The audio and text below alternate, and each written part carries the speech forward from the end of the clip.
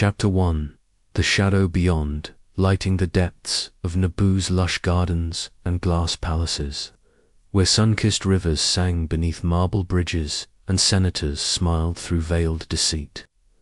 There was born into nobility a child whose soul was already fraying at the edges of light, a boy named Sheev Palpatine, born not into innocence, but into a silent hunger that no joy could soothe and no affection could tame.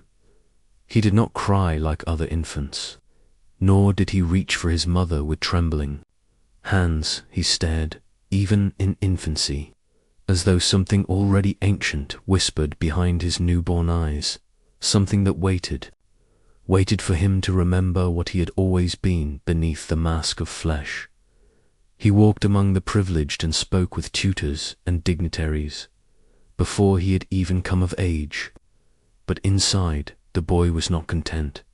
He found pleasure not in learning, but in testing boundaries, testing minds, testing how much power he could hold over others without lifting a finger, without raising a voice, without revealing even a flicker of his intent. There were no beatings, no tragedies, no abuses to blame, and yet, beneath the gilded luxury of the Palpatine estate, the boy was already rotting, already listening to something vast and cold that the others could not hear. A whisper beneath the world, a call, older than the stars, promising not love, but dominion. One night, beneath the twin moons of Naboo, a stormlight cracked the hills in silver veins. He wandered to the family speeder depot and caused a crash, not by rage, not by accident, but by calculation, to watch what would happen when his brother screamed, to see how easily chaos bloomed when order was nudged. He did not flinch at the carnage. He felt clarity. That was when the dreams began, dreams of eyes made of fire, of hands made of bone, of a voice made of gravity that spoke without language, threading through his thoughts with unerring precision, guiding him toward acts no child should imagine, let alone perform. And in those dreams, he began to see, not the present, but the pattern of the future, a future not yet shaped, waiting for a ruler to mold it. He was still a child when the dark came for him in the waking world, not as a monster, not as a shadow, but as a man, tall, pale, cloaked in silence, a moon with gold eyes and an eternal patience. Darth Plagueis, the wise Plagueis, spoke not in threat, but in curiosity, as if recognizing in the boy not potential, but kinship, and Sheev, still barely past his youth, listened to this stranger speak of Force secrets that even the Jedi feared, to name of midichlorians, of immortality, of life not as a gift but as an equation to be rewritten by will. There was no hesitation, there was no fear. He followed the Sith into the shadows willingly, hungrily, and with no intention of remaining beneath him. The training was brutal, but it was not pain that transformed him, it was revelation. He learned that peace was a lie told to make weak minds compliant, that the Jedi's calm was nothing but stagnation, that compassion was a leash, and that power, true absolute power, was the only path to freedom, in hidden chambers beneath the galaxy's skin, beneath the foundations of Coruscant, and within starless vaults lost to time. The boy-turned acolyte studied the true history of the Force, not the sanitized myths of the Temple, but the truth of the old tongue, the truth of Bane, of Revan, of the first great sundering that tore light and dark into halves. He tasted the rituals of binding. He performed the rites of silence. He bent the Force not to speak to it, but to command it.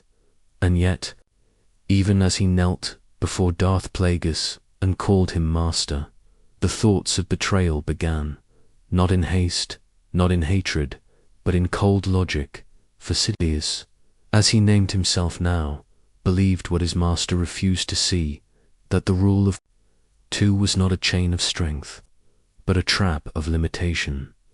Plagueis dreamed of eternal life. Sidious dreamed of eternal dominion. His mind was a fortress without windows. His heart was a void that mirrored stars in secret. He began laying the stones of his path, charming senators, aligning with corporate tyrants, manipulating trade routes, always smiling, always subtle, and the dark side whispered through him like wind through bones, growing, sharpening, waiting for the moment when the apprentice would slay the master, not in fury, but in destiny. And yet Plagueis, for all his genius, was blind to the truth blooming beside him, for in teaching Sidious to conquer death, he had forgotten to shield himself from betrayal. The night of ascension came without ceremony, in a sterile chamber high above the Senate, as Plagueis lay drunk on his own triumphs. Sidious watched him breathe, and saw not a man, but a relic, and as he poured the force into his master's lungs, crushing them one breath at a time, he did not weep, did not hesitate, did not speak. He only watched, and when it was done, when the last Sith Lord of the old line lay silent, Sidious did not mourn. He looked upon the city below and saw not chaos, but opportunity. There was no blade to mark his coronation. There was no council to witness his rise. But in that moment, in that silent triumph, the galaxy shifted. The Sith were no longer hiding. The dark side no longer whispered. It sang, and the boy from Naboo, born into wealth, forged in secrets, chosen by darkness, crowned by betrayal, became something more than a man. He became the shadow that would swallow stars, and the Force, ancient and infinite, trembled not in rage, but in recognition, for the shadow had found its vessel, and the vessel had begun to move. Chapter 2. The doctrine of Tooth and Night did not end with the death of Darth Plagueis, but only shifted into a darker, deeper silence, one that stretched across the swirling core of the galaxy like a heavy, suffocating shroud. In the hidden vaults of the Sith, buried beneath centuries of blood and shadow, the ancient doctrine whispered once more, its truth folded and refolded in agony and wisdom. The rule of two was not born from weakness, but from survival, the cruel necessity decreed by Darth Bane when the Sith, once countless and rampant, had been sundered and nearly destroyed by their own hatred and folly. To only the master to embody the power, the apprentice to crave it, the master to command, the apprentice to obey, and then to overthrow. Sidious, newly crowned in the blackened silence of betrayal, held this law close, like a blade pressed to his throat, yet he knew it to be a cage, not a crown. To serve was a word for the weak, for the fearful. He would not be the eternal servant to a master's ambition, and so, as the stars spun coldly overhead, Sidious began the slow weaving of his grand designer plan to rend the galaxy, to bathe it in darkness and remake it in his own image, a vision as terrible as the void itself. He studied the ancient Sith holocrons, cracked open the bones of forgotten lore, and drank deeply from the well of forbidden knowledge. He learned the secrets of immortality whispered by Plagueis, though he had ended his master's life before he could perfect them. The Sith's thirst was unquenchable, and Sidious thirsted above all, but even more than power, he sought dominion, just over bodies and minds, but over fate itself. The prophecy of the Chosen One haunted him, a riddle wrapped in the light of hope and the shadow of doom. The child born of no father, destined to bring balance to the Force, was not a savior. To Sidious, no, this was a weapon to be forged, a piece on his board to be moved and sacrificed in the game of galaxies. The Sith did not speak of hope, they whispered of inevitability, and Sidious, the apprentice who had swallowed his master's soul, became both shadow and stormer, master of lies, a weaver of secrets, the unseen hand that pulled the strings of Republic and rebellion alike. Beneath the veneer of the Republic's shining Senate, Sidious moved unseen, a spider in a web of deceit, his influence creeping like poison through the veins of politics and war. He made allies of corporate kings and trade lords, whispered promises of peace to weary senators, and turned Jedi Knights into pawns, dancing unknowingly toward their own doom in his mind. The rule of two was not a law to be obeyed, but a game.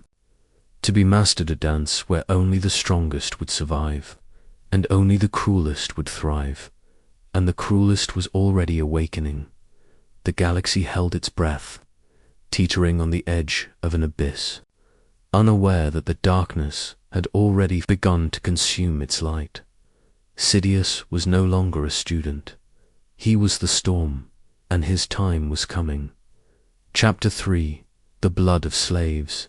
The breath of stars far, from the polished halls of power and the shadows, where Sidious wove his vast, unseen web. There was a world both forgotten and forsaken, a desolation of endless sand and burning suns, where the sky was a relentless glare and hope was as scarce as rain. Tatooine. Upon this barren orb, where the twin suns scorched the cracked earth and dust storms whispered of despair, a child was born into chains, his body bound by slavery, his spirit tethered to fate far greater than his humble beginnings. Anakin Skywalker, his mother, Shmi, bore him alone, without father or husband. She spoke of his birth as a miracle, a mystery woven by the Force itself, for no man had touched her, yet life blossomed within her womb. This child was not merely flesh and bone, but the embodiment of prophecy, a fulcrum upon which the balance of the Force would one day pivot. Yet on Tatooine, no song of prophecy accompanied his cries. There was only hunger, only the sharp bite of servitude, only the cold eyes of traders and slavers who saw in him no savior, no chosen one, but merely a commodity.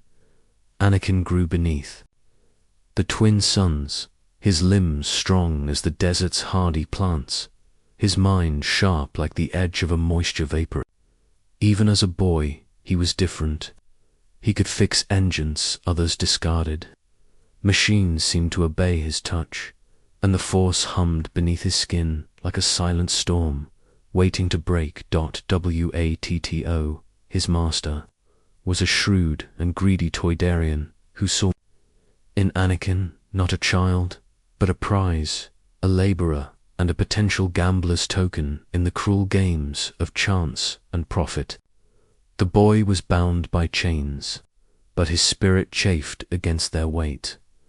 The galaxy beyond Tatooine whispered of wars and senators and Jedi, but these were distant echoes to a boy shackled to survival, his dreams unformed, his destiny a question. Mark etched in sand, and yet the Force stirred it, called out, reaching through the void of stars and desert winds. And it found a vessel, Qui-Gon Jinn, a Jedi Knight unlike his brethren, arrived on Tatooine with his apprentice, Obi-Wan Kenobi, pursuing a trail that would lead them to the heart of a galactic crisis. His senses were keen, his mind unclouded by the dogma that bound so many in the Jedi Order. It was Qui-Gon who first saw the boy not as a slave, but as a spark of something vast and wild. "You have the gift," he whispered in the dusty streets. "But the gift is a burden as well as a blessing. The Force flows through you like a river, but the river can flood and drown." The boy's dark eyes met Qui-Gon's steady gaze, and in that moment, The Force whispered secrets older than the Jedi Temple itself, secrets that spoke of the prophecy, the balance, the light that would rise to confront the dark. But there was more.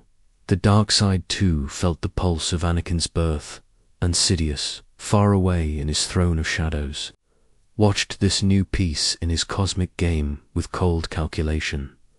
To Sidious, Anakin was not a hero born of light, but a weapon forged in the crucible of destiny. If the boy was to be the chosen one, he would be shaped by the dark side's will or broken by it. Qui-Gon sought to free Anakin, to bring him before the Jedi Council on Coruscant, to test his potential and train him in the way of the light. But the Council was wary, bound by tradition and fear. A boy so old for his age, with a heart filled with passion and fear, he was too dangerous, too unpredictable, yet Qui-Gon was resolute, sensing in Anakin a fragile hope, a beacon that might yet pierce the gathering darkness.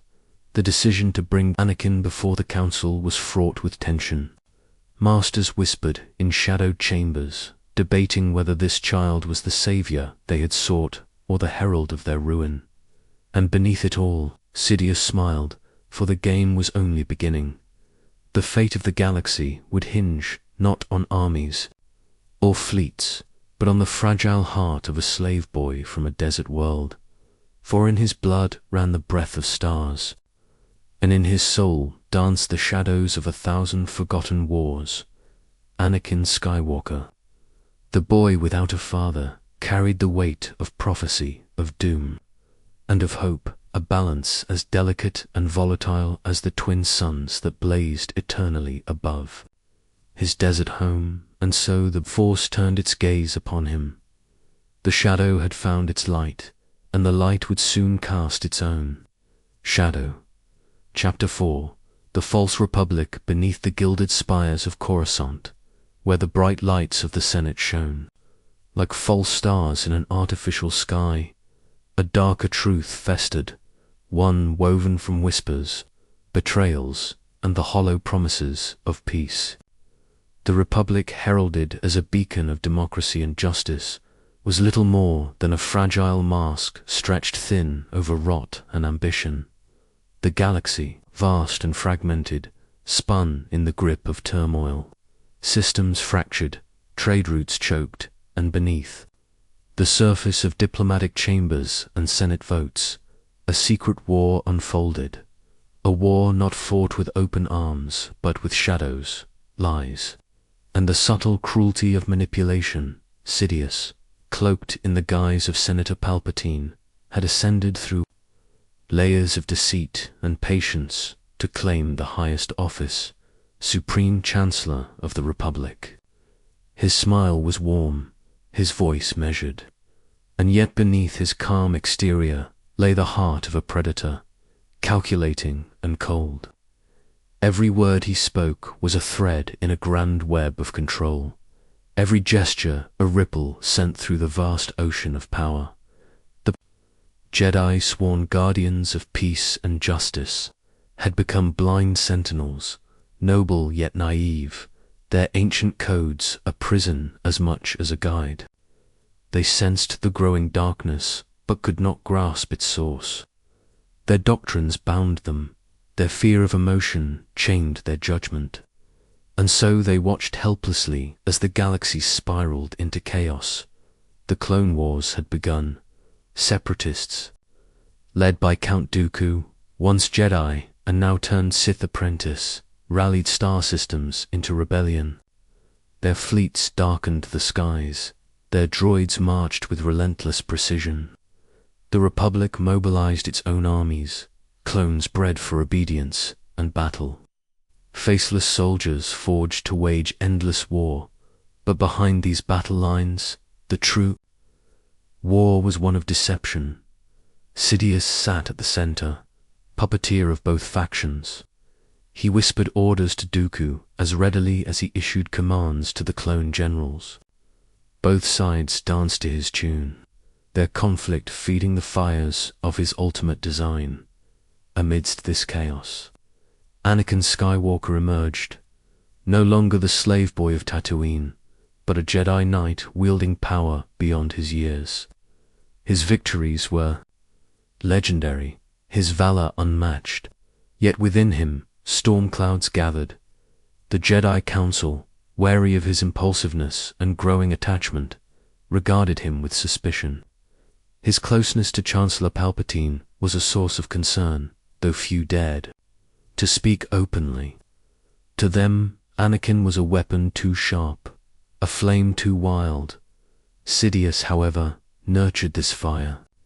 He whispered words of counsel cloaked in friendship, stoking Anakin's doubts about the Jedi's intentions, feeding the fear that gripped his heart, the fear of loss, of power slipping through his grasp like water. Padmé Amidala, the senator, from Naboo and Anakin's secret love, was a fragile tether to his humanity, yet even this bond was fraught with shadows. Visions haunted him. Padmé dying in childbirth, her light extinguished forever. Desperation clawed at his soul. The Jedi's failure to heed his fears drove a wedge between him and the Order. He felt isolated, misunderstood, a chosen one no longer embraced, but feared. In the Senate chambers, Palpatine maneuvered with masterful subtlety. He proposed emergency powers to combat the separatist threat, inching the Republic ever closer to authoritarianism. His voice was calm, his intentions cloaked in the rhetoric of protection and stability. The Republic, fragile and fractured, bent beneath the weight of war, its freedoms sacrificed for promises of security. The Jedi, once guardians of peace, became generals and soldiers, caught in a war that eroded their very principles. The temple, once a sanctuary of light and learning, became a fortress and a barracks. Within its halls, distrust grew like a silent poison. Whispers of dissent and fear echoed through the corridors. The Jedi Council debated the growing power of Palpatine, yet their hands were tied by tradition and indecision, and all the while Sidious watched. He was both architect and arsonist, setting fire to the galaxy's fragile order, then offering himself as the only means to extinguish the flames. The Republic was false, a shadow puppet theater in which the Sith pulled the strings. The Clone Wars were not a battle for freedom, but a crucible designed to forge a new empire.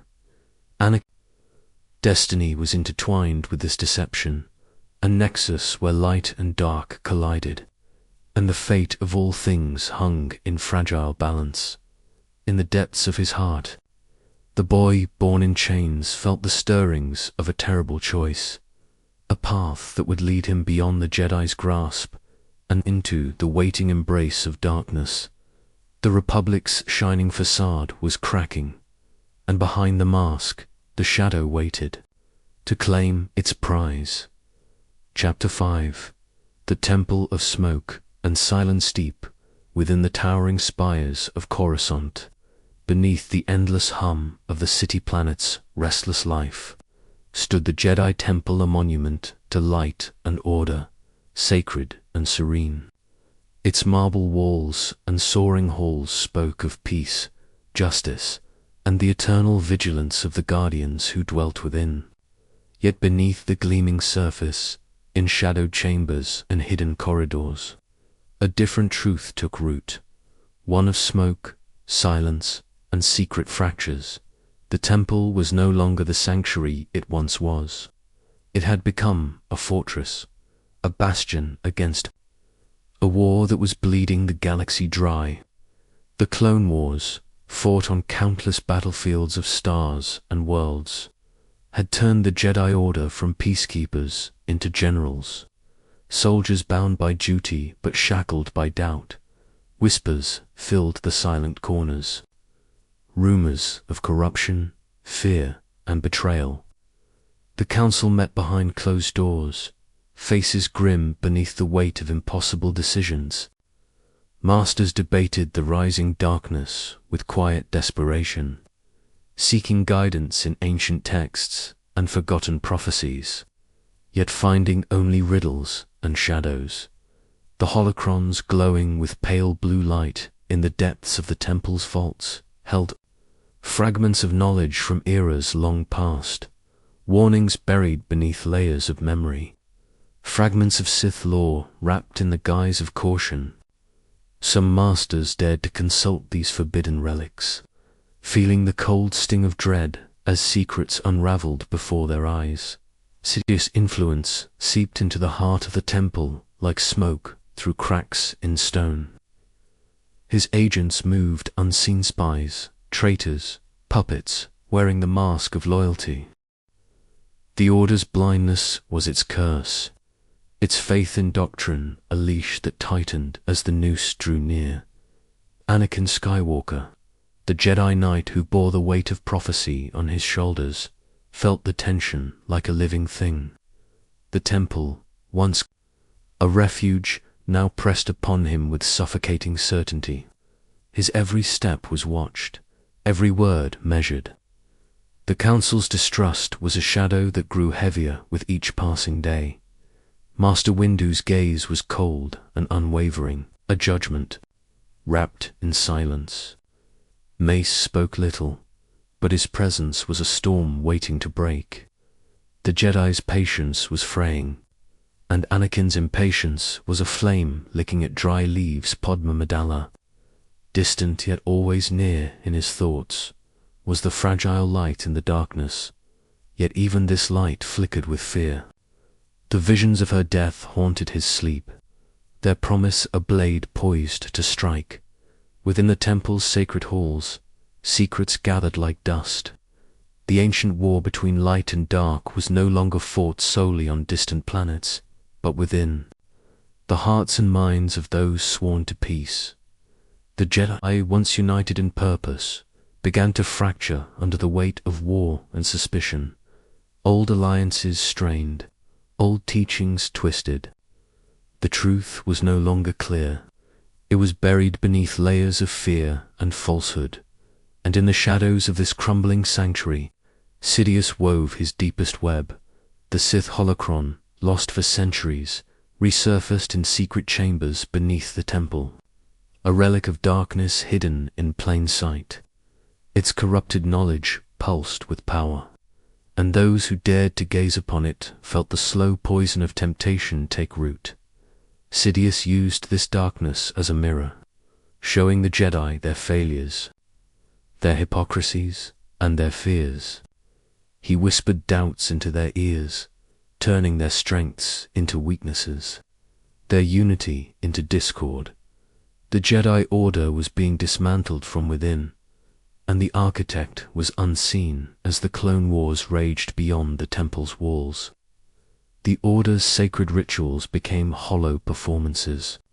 Meditation was shadowed by worry. Training was tinged with desperation.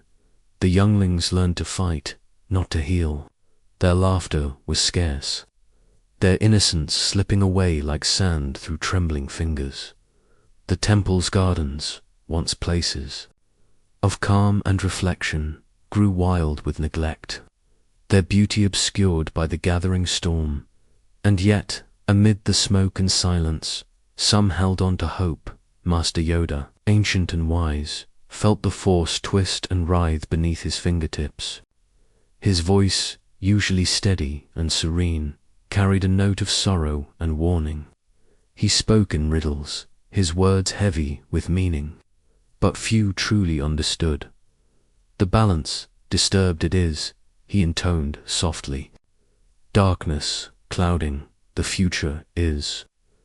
A choice must be made, but seen it cannot yet be. Anakin stood at the crossroads of this ancient prophecy, pulled between duty and desire, light and shadow, love and fear. He was the temple and the ruin, the smoke and the silence, and his path was veiled in darkness yet to come. The galaxy waited, holding its breath. The temple's fall was not to be sudden or loud. It would come as a whisper, a betrayal in the quiet hours when the light was weakest and the shadows longest. And when it came, the Jedi would know that the order they had built, the order they had trusted, was no more than a fragile dream fading beneath the weight of truth. Chapter 6. The Blade of the Chosen. Anakin Skywalker moved through the war like a storm unchained, a tempest forged by fire and sorrow. He was no longer the slave boy of Tatooine, nor the uncertain apprentice of the Jedi Temple. He was a blade honed sharp by battle, tempered by loss, and driven by a hunger no peace could satisfy. His every victory echoed through the galaxy, whispered in awe and fear, an unstoppable force carving his name into the tides of destiny. Yet beneath his armor and beneath his victories, a fractured deepened, an unseen wound that bled silently. Beneath the skin, the Jedi Council watched him not as a brother but as a threat. His impatience, his passions, and his growing mistrust marked him as dangerous, a wild flame the Order could neither control nor extinguish.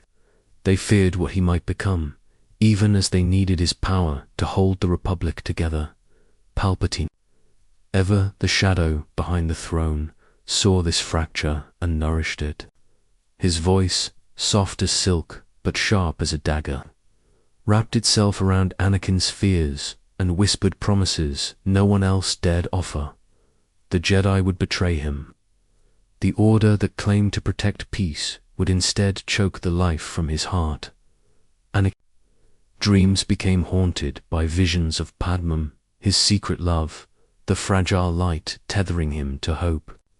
But those visions were twisted by darkness, flames licking at her skin, silence swallowing her breath, death stealing her away in cold inevitability.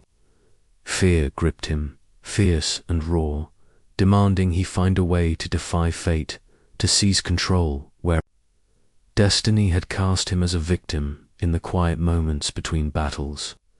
He sought counsel from Palpatine, his mentor and friend, whose words dripped with wisdom and danger. The Chancellor spoke of power, of bending the Force to one's will, of overcoming death itself. Anakin listened, desperate for a way to save the woman he loved, to break the chains of prophecy that bound him. The Jedi Council, sensing the growing darkness, sought to bind him tighter to their doctrines.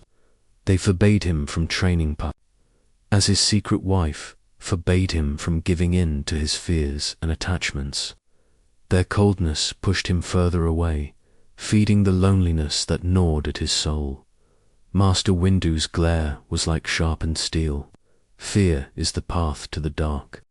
Sighed, he warned. You must learn to let go of all attachments. But Anakin could not. He would not, for love was his anchor, his salvation, and, in time, his undoing. The Clone Wars raged beyond the temple walls, a symphony of fire and destruction that mirrored the turmoil within Anakin's heart. He fought with ruthless precision, cutting down enemies with lightsaber blazing, leading armies with unmatched valor. Yet in every victory, the shadow of doubt followed him, whispering that his true battle was not against droids or separatists, but within himself. His mind became a battlefield where hope and despair clashed endlessly. He questioned the Jedi's purpose, their patience, their blind faith in a destiny that seemed to twist against him. The code they held sacred felt like chains, binding him to a path he no longer wished to follow. It was in this crucible of war and inner torment that the whispers of the Sith grew louder. Palpatine's words echoed in his dreams, speaking of power beyond Jedi understanding, of secrets lost to time, of the ability to command life and death. The Chancellor, with his fatherly warmth and patient counsel, became the only presence Anakin could trust. The temptation was subtle, a slow flame igniting beneath the surface. It promised salvation for Padmé, the strength to protect those he loved the power to remake the galaxy in a vision of order and peace, and yet the cost was hidden in shadow. The Jedi spoke of balance and detachment. The Sith promised control and passion. Between these two ancient forces, Anakin's soul teetered, caught in a tempest of choice and consequence. His friends tried to reach him. Obi-Wan Kenobi, his brother-in-arms and once his master, saw the storm gathering. He pleaded for patience, for faith in the Order, for hope beyond the darkness. But Anakin heard only the echoes of doubt. The blade of the Chosen One was no longer forged solely by destiny, it was sharpened by fear, desire, and the desperate will to save what he held dear. He stood on the edge of a precipice, his heart torn between light and shadow, love and power, loyalty and betrayal. The galaxy watched, breath held in silence, for the day was coming when that blade would fall, not on the enemies of the Republic, but on the very order that had raised him. The slow, sacred unraveling had begun. The prophecy whispered no longer of a savior, but of a reckoning, and the Chosen One was poised to become the instrument of ruin.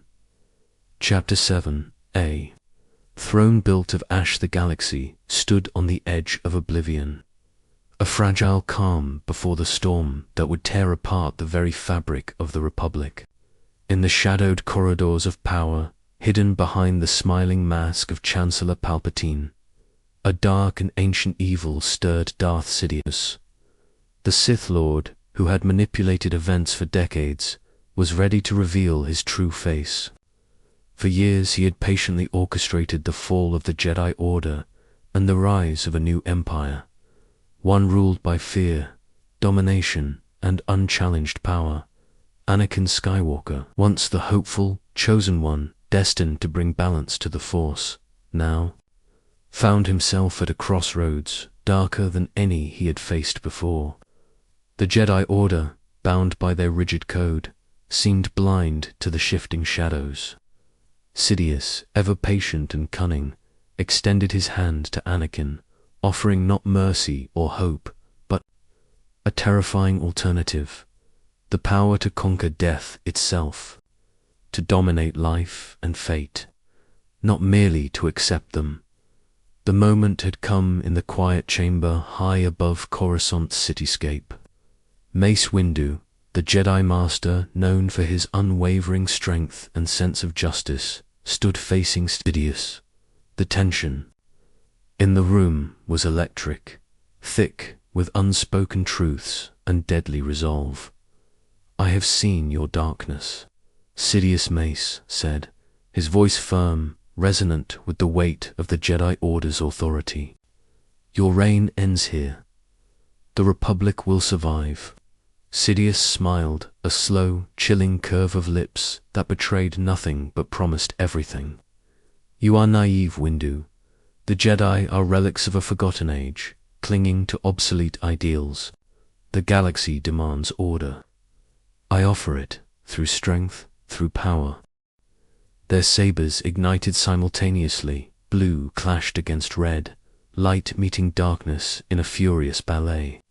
Sparks flew as their blades struck, the Force itself rippling with the fury of their duel.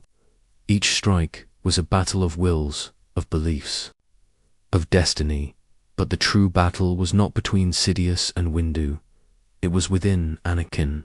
He stood at the threshold, torn by conflicting loyalties. The Jedi Code forbade attachments, yet his heart burned with desperate fear, fear of losing. Padme, fear of helplessness, fear of death. Sidious whispered promises into that fear, offering salvation not through patience or sacrifice, but through command and control. "Anakin," Sidious said softly, voice like velvet dipped in poison, "you can save those you love, not through the will of the Force, but by bending it to your will.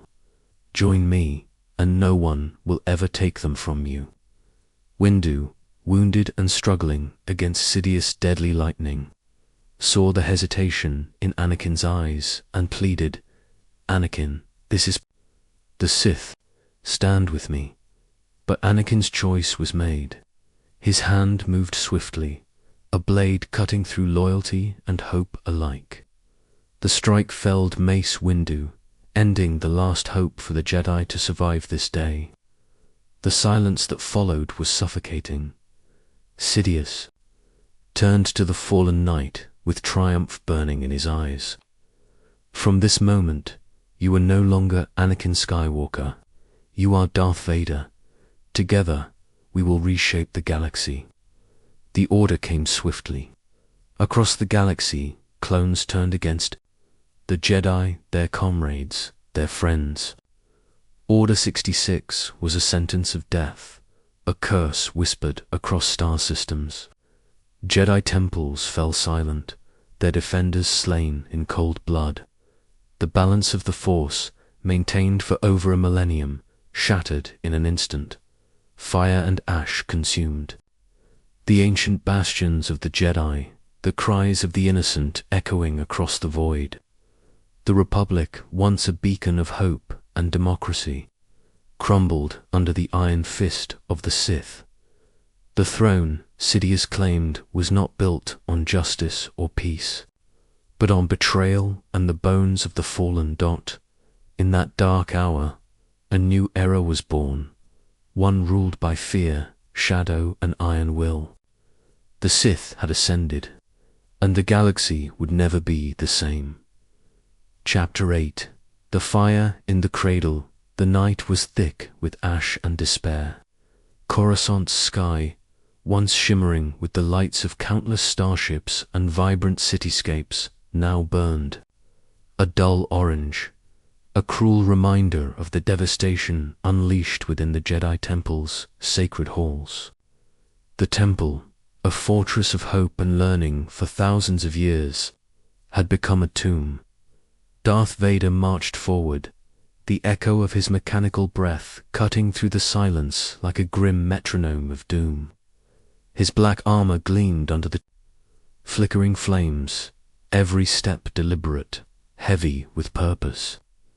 His lightsaber, crimson blade hung at his side, thirsting for the blood that would seal his fall from grace. The young Jedi Temple was no refuge from the storm of darkness he had become. Inside the hallowed chambers, echoes of laughter once filled the corridors, the innocent voices of younglings learning the ways of the Force. But now, those halls were drenched in silence, broken only by the distant screams of the hunted. The massacre was not swift, it was ritual. Every corner, every hallway, became a theater of death. Even the smallest defenders' children, who had known nothing but peace and light, were not spared. Padma Amidala, hidden and heartbroken, fled the growing shadow over Coruscant. She bore the heavy burden of love and loss, her hope for Anakin clinging to the fragile threads of light amidst the growing darkness. The news of the temple's fall shattered her world, and yet she dared to believe that somewhere within the black armor and mechanical breath, Anakin still lived. Far from the chaos, Obi-Wan Kenobi stood in quiet grief. His heart was a battleground of sorrow and rage. He had failed his brother in the Force. The young Jedi he had trained, the friend he had loved, was lost, swallowed by the darkness. Obi-Wan's hands trembled as he clutched his lightsaber, the weapon now a symbol of both hope and despair. He knew what he must do, but the path ahead was steeped in heartbreak. On the distant swamps of Dagobah, Master Yoda meditated in silence. The Force itself seemed to weep through the ancient Jedi Master's stoic presence. The balance was shattered, the light extinguished in places where it once burned brightest. Across the stars, reports came of Jedi being hunted down like wild prey, friends betrayed, comrades slain by the very soldiers they had once led. Sidious, now crowned Emperor, stood in the shadows of his throne room. The Republic had fallen, not with the roar of warships or the clash of armies, but with the slow, silent applause of those who welcomed order in exchange for freedom.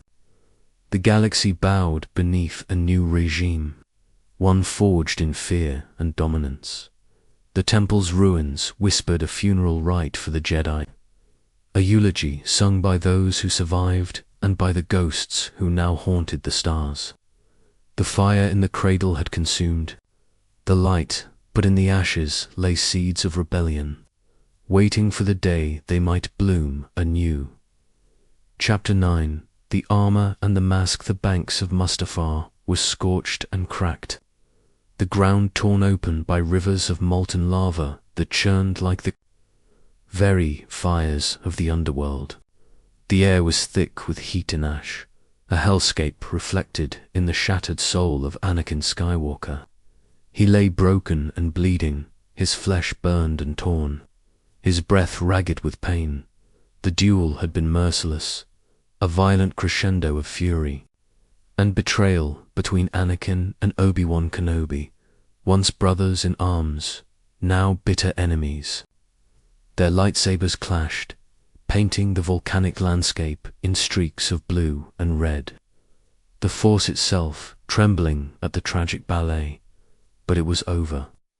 Anakin, defeated and near death, lay on the edge of oblivion. His dreams of saving those he loved were drowned in flames and betrayal, replaced by something darker: rage, pain, and the cold grip of death's shadow. Entered Darth Sidious, the architect of this downfall, the master who saw not a broken man, but a tool forged anew. His arrival was not mercy, but dominion.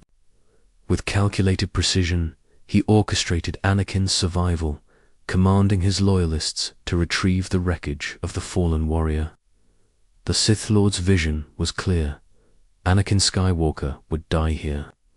In his place, a new being would rise, one shrouded in metal and shadow, an instrument of fear and power. The surgeries were brutal and unyielding. Flesh was replaced by cold machinery. Flesh and bone were sealed within armor that would become a tomb and a prison. His breathing, once natural and free, was now mechanized, a haunting reminder of the life he lost and the monster he had become. The mask was more than a helmet. It was a symbol of rebirth and damnation. Its cold black visage concealed the man beneath his anguish, his memories, his humanity.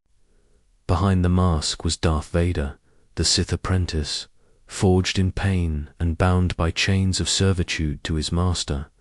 Yet beneath the armor, something still flickered. The Force, like a faint heartbeat, whispered of the man Anakin once was. In the dark corridors of the Imperial Palace, Sidious watched his creation with possessive eyes, a master gazing not upon a slave, but a weapon. "You are mine," he said softly, "but you are powerful, dangerous." Vader's existence was one of contradictions, a puppet, yet a threat, a shadow, yet a symbol. His breath, a mechanical curse, echoed through the halls, announcing the coming of the Empire's wrath. The galaxy would learn to fear him, but those who looked closer might sense the tragic soul trapped beneath the armor. In that moment, the Chosen One was no more. What remained was metal, rage, and a destiny twisted by the dark side, a legend reborn in fire and shadow. Chapter 10. The long silence. The galaxy had fallen into a suffocating stillness, a silence broken only by the hiss of Vader's respirator and the cold clank of his mechanical steps. The man once called Anakin Skywalker was now a relentless hunter of shadows, a dark spectre stalking the remnants of the Jedi Order across star systems forgotten by hope. Vader moved like a storm contained, in steel, precise, merciless, and unyielding. His mission was clear: extinguish the light that dared defy the Emperor's new order. Every Jedi found was a spark that threatened to ignite rebellion, and with every blade he extinguished, Vader tried to silence the ghost of his own past. Yet, beneath the armor and fury, a tempest brewed. Deep within, buried beneath layers of hate and pain, the faintest embers of Anakin's former self flickered, a whisper amid the storm. Those rare moments, the fleeting glimpses of regret, were quickly smothered by duty and darkness, but they were never fully gone. On a remote world, veiled in shadow and mist, Vader stood before a tomb. A small, solitary grave marked the resting place of Padma Amidala, the woman whose love had both saved and doomed him. Vader knelt, heavy with grief and fury. His voice was a low, broken murmur, a prayer and a curse intertwined. I failed. You, I will not fail again. He spoke to ghosts, echoes of a life lost, of promises broken, of a destiny twisted beyond recognition. The force around him was heavy with sorrow, but Sidious felt the tremors of doubt and fear. The leash tightened, and Vader's handlers imposed routines: kill, dominate, suppress. There was no room for weakness. The Empire grew, vast and merciless. The Jedi scattered and hunted, became legends whispered in fear and sorrow. Across star systems, clone troopers turned their weapons on former allies, wiping out the light with cold efficiency. The Republic's shining ideals were extinguished beneath the shadow of the New Order. Yet, even as the darkness settled like a suffocating shroud, whispers of rebellion began to stir. In hidden chambers, secret meetings, and quiet defiance, pockets of hope flickered, fragile, dangerous, alive. The galaxy, though silenced, was not yet defeated, but in the long silence of Vader's relentless hunt, the seeds of resistance was sown. The past was buried deep, but it had not died, and neither had the promise of redemption. Chapter 11. The seed of rebellion, the deep shadows of the galaxy's darkest days. While the iron grip of the Empire tightened and Vader's hunt left no sanctuary unturned, a quiet but determined resistance began to take root. It was a seed sown in secrecy, nurtured by courage, and watered with hope, the kind of hope that no tyrant's wrath could fully extinguish. Far from the crumbling Jedi temples and smoldering battlefields, hidden among senators, diplomats, and rebels, whispers began. Bail Organa, the stalwart senator of Alderaan, was among the first to rally those unwilling to bow before the Empire's might. His home was a beacon of clandestine hope, where plans were drawn in shadowed rooms and allies gathered in hushed voices. Alongside Mon Mothma, a leader of unyielding resolve, and other brave souls scattered across the galaxy, the Rebel Alliance took its fragile first breaths. Meanwhile, in the secrecy of the Outer Rim, 2 children were born, twin suns to illuminate the galaxy's darkest corners. Leia Organa, raised under the watchful eye of Senator Bail Organa, grew up amid whispers of freedom and rebellion. Unaware of her true parentage, but destined to embody the strength of the Resistance. Her brother, Luke Skywalker, was hidden away on the remote desert world of Tatooine, raised as a humble moisture farmer by Owen and Beru Lars, shielded from the shadows that haunted his bloodline. Sidious knew of the twins' existence. He watched from his throne, his gaze piercing across space and time. To him, they were little more than pawns bait to lure Vader deeper into servitude, tools to manipulate the fragile strands of fate. His grand design was ruthless and cold. Allow the children to grow, to hope, to believe, then shatter their illusions and crush the fragile light before it, could ignite rebellion, yet destiny has a way of resisting even the most carefully laid plans. The rebel alliance grew stronger, fueled by quiet acts of defiance, smuggled weapons, and the unbreakable will of those who refused to surrender. Every meeting in shadowed basements, every secret transmission, every daring raid against Imperial forces was a spark, small but unstoppable. Sidious commissioned a new terror to enforce his will, the Death Star, a moon-sized weapon capable of obliterating the entire planets with a single blast. It was more than a tool of destruction. It was a symbol, a reminder that hope was a dangerous illusion, and the Empire's grip was absolute. But even as the Death Star loomed, the fire of rebellion burned quietly in the hearts of many. The galaxy's darkest days had only just begun, but the promise of resistance was already taking root, whispering of a dawn yet to come. Chapter 12. The twin suns returning the endless sands of Tatooine.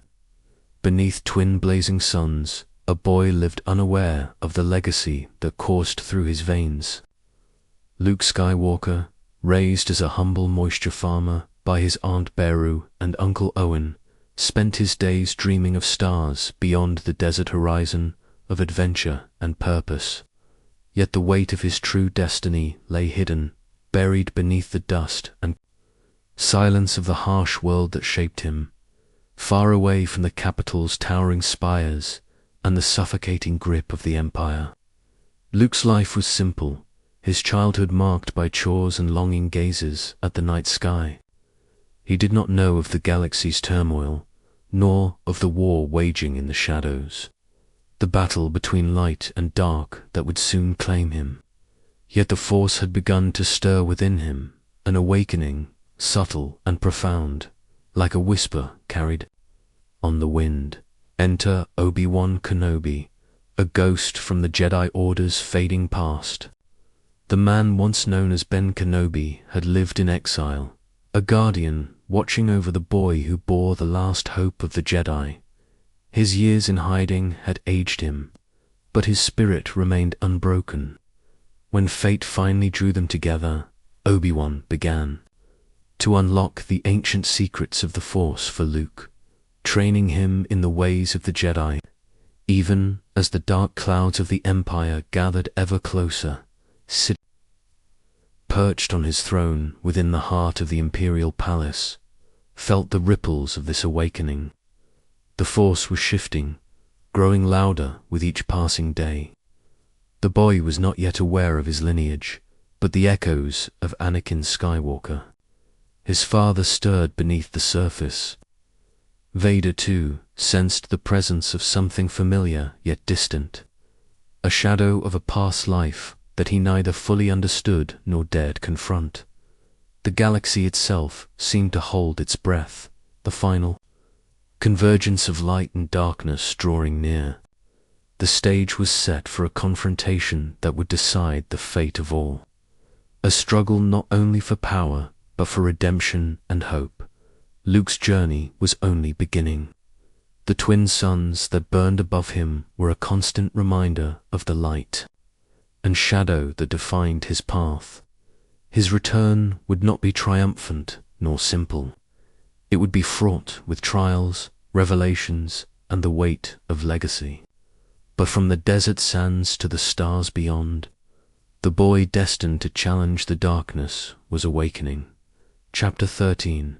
The web of Dagobah deep in the swirling mists of the swampy planet Dagobah. The remnants of an ancient order waited. Yoda, the oldest and wisest of the Jedi Masters, had retreated here after the fall of the Republic, hiding from the ever-watchful eyes of the Empire. The planet itself was a labyrinth of twisted trees, murky waters, and dense fog, a natural fortress for the last whispers of the light side of the Force. Luke Skywalker's arrival on Dagobah was like a spark in the darkness. He was young, uncertain, and burdened with a destiny he barely understood. The air was thick and heavy with the Force, but also with secrets and trials yet to come. Here, Luke would face lessons far beyond his expectations, lessons that would push him beyond the limits of his courage and understanding. Yoda, despite his frail appearance and age, was a formidable presence. His eyes held the weight of millennia and the sorrow of a fallen order. He knew that the boy before him was the galaxy's last hope, but also a fragile vessel teetering on the edge of light and shadow. The training was harsh, demanding both physical endurance and mental resilience, as Yoda pushed Luke to confront the fears and doubts buried deep within. The dark side lurked in every corner of Dagobah's misty swamps. The planet itself was alive with its own ancient connection to the Force, and Luke found himself drawn to a mysterious cave that seemed to pulse with a malevolent energy. Inside, he faced a terrifying vision, a masked figure clad in black armor, wielding a crimson blade. The figure was not just a stranger, but himself, a shadowed reflection of what he might become if he succumbed to the dark side. This encounter was more than a test of skill. It was a confrontation with his deepest fears, a glimpse into the terrible possibility of his own fall. The cave whispered warnings, and Luke felt the weight of destiny pressing down on him like a tightening noose. Far away, Sidious smiled at the distant ripples in the Force. He knew the boy's journey was only beginning, and that the web he wove was tightening. Vader, restless and troubled, felt the pulse of the growing light with uneasy awareness, sensing a change he could not yet understand. The fate of the galaxy was caught in a delicate balance, a web of choices, temptations, and battles unseen. Dagobah was but one thread in the complex tapestry of destiny that would soon unravel in ways no one could predict. Chapter 14. The Revelation of the Blood. The towering spires of Cloud City loomed above the swirling mists of the gas giant Bespin, a sanctuary amid the stars that had become a battleground of fate. Luke Skywalker arrived here with determination tempered by doubt, his heart heavy with the lessons learned and the shadows looming ever closer. The final confrontation awaited one, not just with an enemy, but with the deepest truth that could shatter his very soul. Vader awaited him in the depths of the city's fortress, a dark sentinel cloaked in black armor and malice. Their duel was brutal and unyielding, the clash of blue and red blades echoing through the halls like thunder. Yet the battle was more than physical. It was a collision of destinies, father and son bound by blood, yet divided by the Force in the heat of the fight. Vader's voice rang out with a devastating confession that rippled through the very core of Luke's being. "I am your father." The words fell like a cosmic scream, twisting reality and hope into a single, shattering moment. Luke's world tilted, the illusions of his past fracturing as the truth pierced his heart. The revelation was a blade sharper than any lightsaber, cutting through Luke's resolve and sending him plummeting into despair. His father, the man who had once been the galaxy's brightest hope, was now the harbinger of darkness, the very embodiment of the Sith's cruel dominion. Yet in that moment of brokenness, Luke found a flicker of something unexpected, a trace of the man Anakin Skywalker beneath the mask of Vader, the human voice that spoke, the hesitation in the strike that was meant to end him. These were signs of a fracture in the Emperor's perfect plan. Luke's fall was not just physical, but spiritual. Cast into the abyss, he was left to grapple with the weight of legacy and the perilous path before him. Sidious exulted in the triumph, believing the sun's surrender meant the final crushing of the light. But the seed of rebellion within Luke was not yet extinguished. The revelation was both a curse and a catalyst, a moment that would redefine the struggle between light and dark, and set the stage for the battles yet to come. Chapter 15. The Final. Temptation. The throne room aboard the second Death Star was a cavernous chamber of cold steel and unyielding darkness. Emperor Palpatine sat upon his black throne, a sinister presence radiating malice and power, his eyes gleaming with cruel anticipation. Before him stood Luke Skywalker, cloaked in shadows that whispered of inner conflict, and Darth Vader, the dark enforcer whose very breath filled the chamber with menace.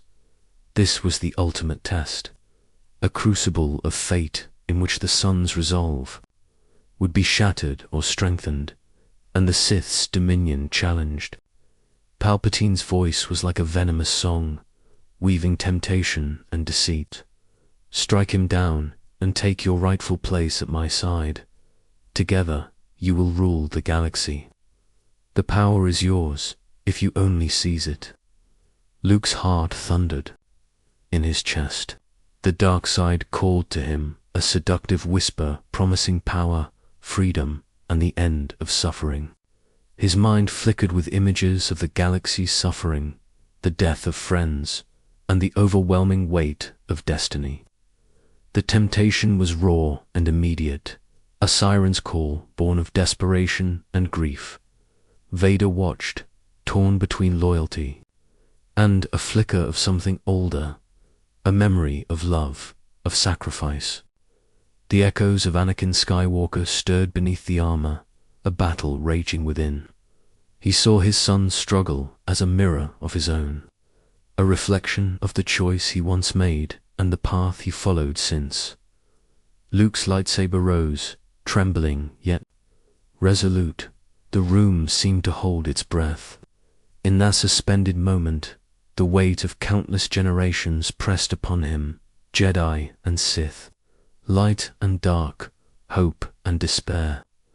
The final choice was his alone, and then, in a moment that defied the expectations of the Sith and the darkness, Luke lowered his blade. His refusal was a beacon, a rebellion not just of arms, but of spirit. The dark side's promise shattered against the light of compassion and conviction. Palpatine's fury exploded like a storm, lightning crackling from his fingertips in a violent tempest aimed at Luke. Vader's eyes widened, the conflict within reaching a breaking point. The final temptation had failed, but the war for souls had only begun. Chapter 16. The fall of the Master. The throne room was engulfed in a tempest of raw power, the air alive with crackling lightning and the roar of unleashed fury. Emperor Palpatine stood as a dark god of destruction, his eyes blazing with hatred and triumph as torrents of Sith lightning poured from his hands, striking Luke Skywalker with relentless force. Luke fell beneath the assault, his body convulsing. In agony, his spirit battered but unbroken. The Emperor's rage was absolute, a fury born from centuries of hatred and a desire to crush the last ember of rebellion. Yet, as the lightning raged, an unexpected witness watched, Darth Vader, for the first time. The cold armor and mechanical breath concealed a tumult of emotions within the Sith apprentice. Vader's eyes, visible only as glowing slits behind the mask, betrayed a flicker of something long buried, a surge of love and defiance that defied the darkness. The moment of decision hung like a razor's edge. Vader's hand trembled as he raised it, not against his son, but against his master. The chains of servitude that bound him to Sidious snapped in a heartbeat. In an act both devastating and redemptive, Vader seized the Emperor, lifting him and hurling him into the abyss below, the dark chasm that swallowed Sidious whole. The throne room fell into stunned silence. The Sith Master was gone, consumed by his own darkness, but the cost was great. Vader, grievously wounded from the Emperor's final attack, collapsed beside his son. The mask that had become his prison was torn away, revealing the face of Anakin Skywalker, scarred, broken, yet alive. His breath was shallow, his eyes filled with relief and sorrow. "Luke, you were right," he whispered, voice weak but sincere. "I am Anakin, I'm sorry." The Chosen One had fulfilled the prophecy, not through destruction and conquest, but through love and sacrifice. The darkness had been broken by a light that refused to die. Luke cradled his father's fading form, tears flowing freely as the legacy of pain and hope converged in that quiet moment. The galaxy trembled on the brink of dawn, the war's long shadow finally lifting. The fall of the Master marked an end and a beginning, the closing of a tragic chapter and the fragile promise of a new era. Chapter 17, The Quiet Rebirth Beneath the towering trees of Ender's forest moon. A quiet ceremony unfolded.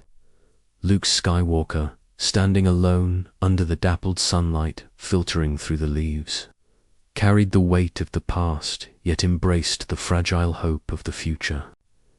In his hands, the battered, blackened armor of Darth Vader, once a symbol of terror and oppression, was set aflame. The flames danced and crackled, consuming the metal that had bound a man's soul. As the armor burned, so too did the legacy. Of darkness begin to fade, a silent requiem for the man who had fallen and risen anew. The fire's glow reflected in Luke's eyes a mixture of sorrow, forgiveness, and determination. The galaxy around them was in upheaval. The Empire, the iron fist that had gripped countless worlds with fear, was crumbling. Yet, even in victory, a shadow lingered, a whisper of doubt and unease. The death of Sidious, the Sith Emperor, had not shattered the darkness entirely. Fragments of evil remained, scattered like embers waiting to be stirred. Luke understood that peace was not a simple dawn, but a long, uncertain journey. The Jedi Order had fallen, but it was not yet lost. The teachings, the hope, and the legacy of the light could be rebuilt slowly, carefully, with vigilance against the shadows that never truly died. The rebellion, now a burgeoning new republic, celebrated victories but also mourned losses. Friends and comrades who had fought in the shadows were honored. Their sacrifices, the foundation upon which a new future could be built. Yet, far from the celebrations and the rebuilding, there were those who watched and waited. The dark side did not vanish. It retreated into hiding, nursing wounds and weaving new schemes. In forgotten corners of the galaxy, cults and conspiracies stirred, fragments of Sidious influence lingering like a poison. Luke's path was clear but fraught with challenge. To heal the galaxy, he would have to confront the echoes of the past, the shadows that refused to fade, the fears that lingered in the hearts of many. The quiet rebirth was not just his journey, but a call to all who wished to see light return. To the stars, as the last embers of Vader's armor faded into smoke, a new chapter began, one written not in war and darkness, but in hope, resilience, and the slow rekindling of a fragile peace. Chapter 18. The echo that never ends long after the fires of the Empire had dimmed, and the shadows of the Sith seemed to retreat. A lingering whisper persisted, a haunting echo that refused to be silenced. In forgotten vaults, buried deep beneath ancient temples and desolate planets, the dark legacy of Darth Sidious pulsed like a restless heartbeat. Holocrons, relics of Sith knowledge and power, lay hidden in secret caches. Their ominous glow flickered, intermittently carrying lessons of manipulation, domination, and forbidden sorcery. Across the galaxy, scattered remnants of clone troopers, once obedient instruments of Order 66, stirred with new purpose. The Final Order, an insidious force emerging from the galaxy's darkest corners, began to take shape. The story of Anakin Skywalker, his rise, fall, and ultimate redemption had transcended mere history. It became legend, a myth retold in hushed tones by rebels and dreamers alike. But this legend was not simply a beacon of hope. It was also a warning. The darkness never truly dies. It slumbers, waits, and in its patient silence prepares to awaken once more. Across the stars, new threats brood. Shadows moved through political arenas. Secret cults revived ancient Sith teachings, and isolated warlords claimed the fractured remnants of the Empire's power. The fragile peace won by the rebellion was constantly tested by fear and suspicion. Luke Skywalker, now a symbol of light and resilience, sought to rebuild the Jedi Order. He trained new generations, warning them that vigilance was the price of freedom. The Force itself was restless, humming with the tension of cycles past and those yet to come. In this new age, the past was never far behind.